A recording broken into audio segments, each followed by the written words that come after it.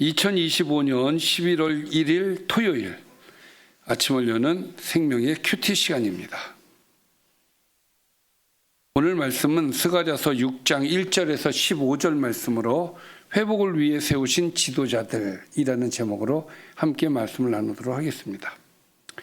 자, 어제 말씀 좀 간단하게 보겠습니다. 하나님은 날아가는 두루마리를 통해 말씀으로 죄를 드러내시고 온 땅에 공의로운 심판을 내리신다는 말씀을 주셨습니다. 그분의 백성은 도둑질과 거짓 맹세 같은 죄를 제거하여 거룩한 공동체로 서야 합니다. 하나님은 이스라엘 가운데 있는 죄악을 에바 속에 봉인하시고 신할 땅으로 옮기심으로써 자신의 땅에서 악을 철저히 제거하십니다. 이는 하나님께서 그의 백성 안에서 거룩함을 세우시고 죄는 세상 속에서 최종 심판을 기다리게 하신다는 메시지였습니다. 자, 그리고 이제 오늘 말씀 들어갈까요? 오늘 말씀은 8번째 환상이 되겠습니다. 포로에서 돌아온 이스라엘 백성들에게 주시는 8번째 환상 들어가겠습니다. 내가 또 눈을 들어본즉 네 병거가 두 산 사이에서 나오는데 그 산은 구리산이더라. 자, 병거가 등장하죠. 4개의 병거가 등장을 합니다.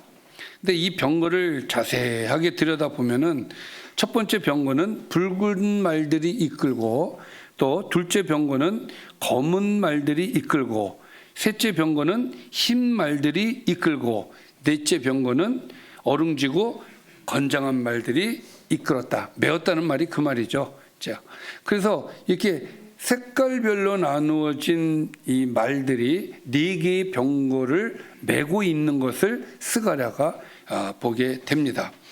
여기에서 두 산은 1절에 있는 이 두 산은 그 구리산이라고 되어 있죠. 자, 이 두 산은 그 구리산이라고 하는 것은 견고하다라는 이야기를 하는 것이죠. 그래서 견고하고 변치 않는 하나님의 공의로운 통치를 의미하는 산들이에요. 그러니까 하나님의 산에서 4개의 병거가 나왔다, 이렇게 되어지는 것이죠. 자, 이 병거를 본 스가랴가 어떻습니까? 궁금해서 내가 내게 말하는 천사에게 물어 이르되 내 주여 이것들이 뭡니까? 라고 묻습니다. 그랬더니 천사가 대답을 시원스럽게 해주죠.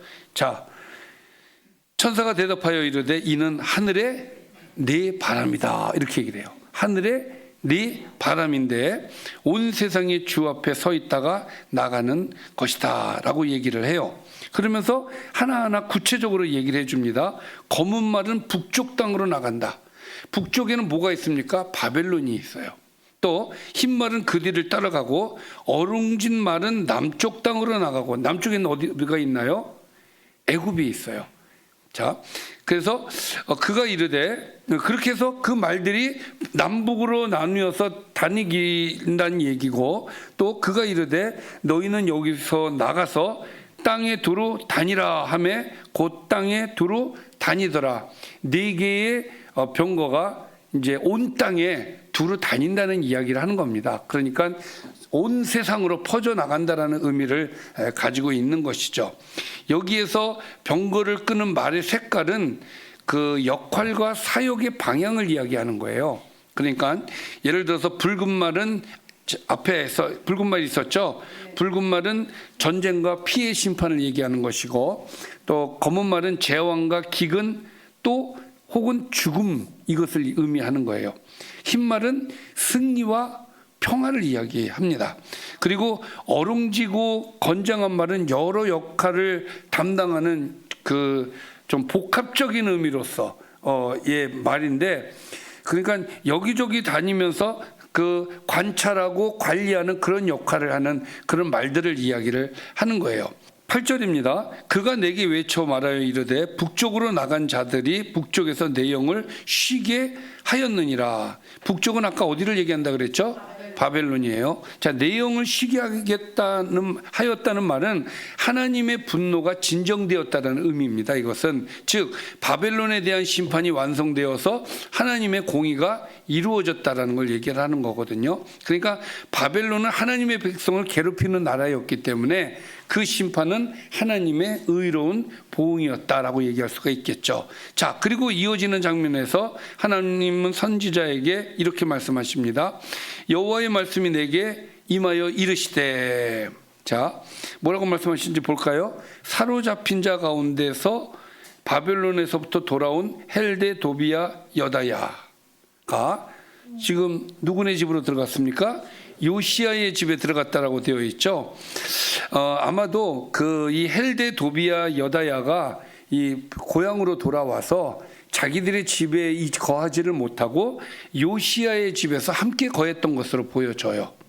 그래서 그들 헬데 도비야 여다야가 지금 요시야의 집에 들어가 있다. 그러니까 너가 누구예요?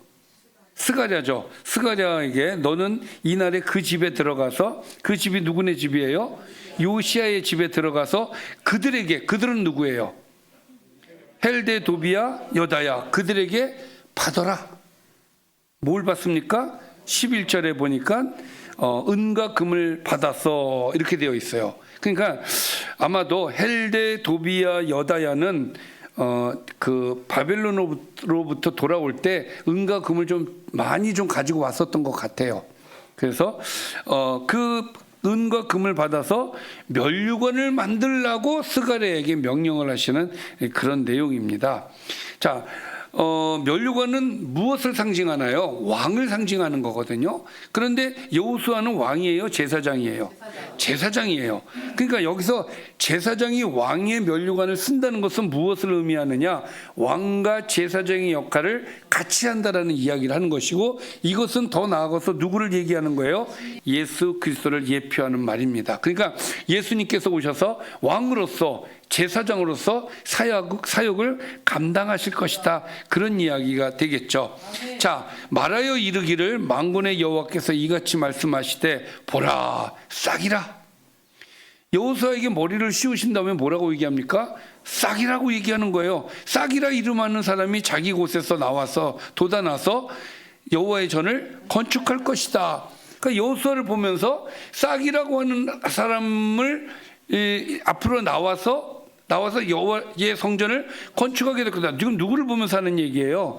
여호수아를 보면서 하는 얘기란 말이에요. 그러니까 그리스도께서 나중에 오셔서 그 여호와의 성전을 건축하시겠다, 이 이야기예요. 그러니까 지금 이 상황이 어떤 상황이냐면은 여호와의 성전을 재건하다가 못했잖아요. 포기했잖아요. 그러니까 이스라엘 백성들이 어떻습니까? 여기에 대해서 의기소침해가지고 의욕도 잃고 절망적인 그런 상황에 있는데 스가랴를 통해서 무엇을 주시는 거예요?